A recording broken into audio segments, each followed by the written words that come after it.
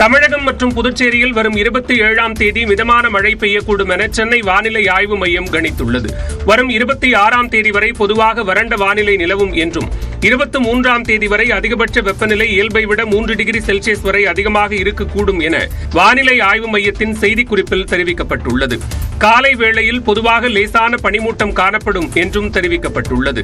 சென்னையில் வானம் ஓரளவு மேகமூட்டத்துடன் காணப்படும் என்றும் அதிகபட்ச வெப்பநிலை 32 டிகிரி செல்சியஸாக இருக்கக்கூடும் என வானிலை ஆய்வு மையம் கணித்துள்ளது.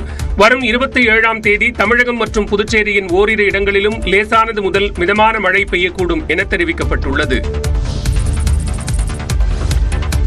முதலமைச்சர் மு.க.ஸ்டாலின் பிறந்த நாளையொட்டி சென்னையில் வரும் 1ஆம் தேதி நடக்கும் மாநாட்டில் திமுக கூட்டணி கட்சிகள் பங்கேற்க உள்ளதாக தகவல் வெளியாகியுள்ளது. மார்ச் 1ஆம் தேதி முதலமைச்சர் மு.க.ஸ்டாலின் தனது 72வது பிறந்த நாளை கொண்டாட உள்ள நிலையில் அதற்கான ஏற்பாடுகள் திமுக சார்பில் முழுவீச்சில் நடந்து வருகிறது. அந்த வகையில் சென்னையில் பிரம்மாண்ட பொதுக்கூட்டம் ஒன்றை நடத்தவும் திமுக திட்டமிட்டிருப்பதாக தகவல்கள் தெரிவிக்கின்றன. இந்த பொதுக்கூட்டத்தில் காங்கிரஸ், கம்யூனிஸ்ட், விசிக உள்ளிட்ட திமுக கூட்டணி கட்சிகளின் தலைவர்கள் அனைவரும் பங்கேற்க உள்ளதாக தகவல் வெளியாகியுள்ளது. 8 ஆண்டுகளாக திமுக கூட்டணி தொடர்ந்து வரும் நிலையில் வரும் சட்டமன்ற தேர்தலில் கூட்டணி பலத்தை காட்டும் வகையில் இந்த பொதுக்கூட்டம் அமையவிருப்பதாக திமுக வட்டாரத்தில் கூறப்படுகிறது.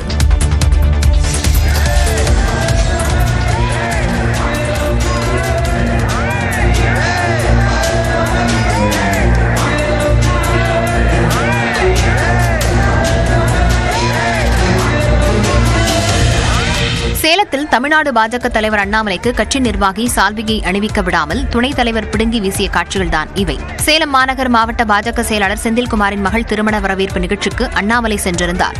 அவர் மேடை ஏறும்போது சால்வையை அணிவிக்க பாஜக சேலம் கோட்ட பொறுப்பாளர் ஏசி முருகேசன் முயற்சி செய்தார். ஆனால் அதற்கு பாஜக மாநில துணைத் தலைவர் ராமலிங்கம் இடையூறாக இருந்ததால் சலசலப்பு ஏற்பட்டது.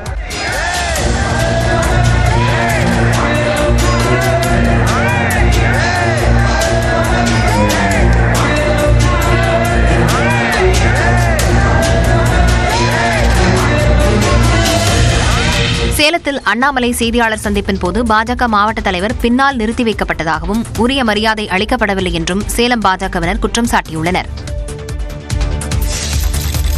அமைச்சர் பொன்முடி மீது சேற்றை வீசிய வழக்கில் தேடப்பட்டு வந்த பாஜகவைச் சேர்ந்த ராமகிருஷ்ணனை போலீசார் கைது செய்தனர். விழுப்புரம் மாவட்டத்தில் பெஞ்சல் புயலால் ஏற்பட்ட பாதிப்புகளை கடந்த டிசம்பர் 4ஆம் தேதி அமைச்சர் பொன்முடி நேரில் சென்று ஆய்வு மேற்கொண்டார். அப்போது அவரது மகன் கௌதம சிகாமணி, அப்போதைய ஆட்சியர் பழனி உள்ளிட்டோரும் இந்த ஆய்வில் பங்கேற்று பாதிக்கப்பட்ட மக்களின் குறைகளை கேட்டறிந்தனர். அப்போது பாஜக நிர்வாகி விஜயராணி மற்றும் அவரது மகனும் பாஜக உறுப்பினருமான ராமகிருஷ்ணன் ஆகியோர் அமைச்சர் பொன்முடி, முன்னாள் எம்பி கௌதம சிகாமணி ஆகியோர் மீது சேற்றை வாரி இறைத்ததாக கூறப்படுகிறது. இது தொடர்பாக இருவேல்பட்டு கிராமத்தைச் சேர்ந்த விஜயராணி, ராமகிருஷ்ணன் மீது திருவெண்ணைநல்லூர் காவல்துறையினர் வழக்கு பதிவு செய்தனர். தலைமறைவான இருவரையும் தேடி வந்தனர். இந்நிலையில் 2.5 மாதங்களுக்கு பிறகு ராமகிருஷ்ணனை திருவெண்ணைநல்லூரில் வைத்து காவல்துறையினர் கைது செய்தனர். விஜயராணியை தொடர்ந்து தேடி வருகின்றனர்.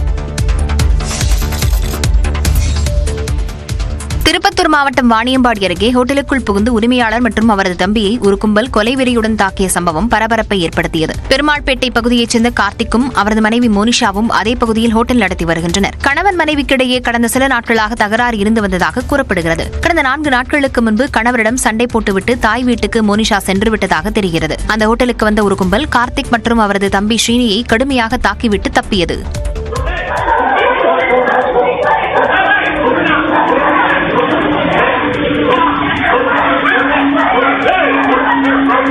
இதில் பலத்த காயமடைந்த கார்த்திக் மற்றும் ஸ்ரீனிக்கு சிகிச்சை அளிக்கப்பட்டு வருகிறது. தனது மனைவியின் உறவினர்கள்தான் தாக்குதல் நடத்தியதாக கார்த்திக் புகார் அளித்ததன் அடிப்படையில் வாணியம்பாடி நகர போலீசார் விசாரணை நடத்தி வருகின்றனர்.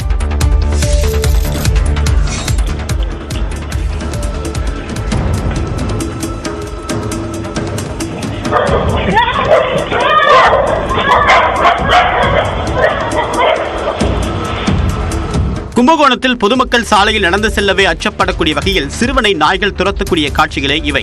மேல காவிரியில் திருநாய்கள் அதிகளவில் சுற்றித் திரிவதாகவும் அவை சாலையில் செல்வோரை துரத்திச் சென்று கடிப்பதை வாடிக்கையாக கொண்டிருப்பதாகவும் அந்த பகுதி மக்கள் தொடர்ந்து குற்றம் சாட்டி வருகின்றனர். இந்நிலையில் வீட்டிலிருந்து வெளியே வந்த சிறுவன் ஒருவனை 3 திருநாய்கள் துரத்திச் சென்ற பதபதைக்கு வைக்கக்கூடிய சிசிடிவி காட்சி வெளியாகியுள்ளது.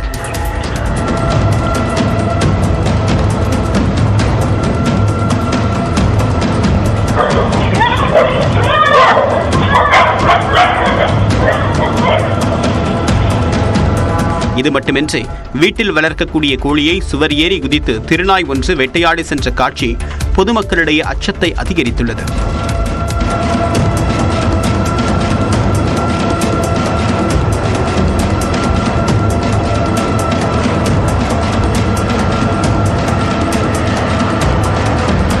இதனால் மக்களுக்கு அச்சுறுத்தல் ஏற்படுத்தக்கூடிய திருநாய்களை பிடிக்க கும்பகோணம் மாநகராட்சி நடவடிக்கை எடுக்க வேண்டும் என்ற கோரிக்கை எழுந்துள்ளது.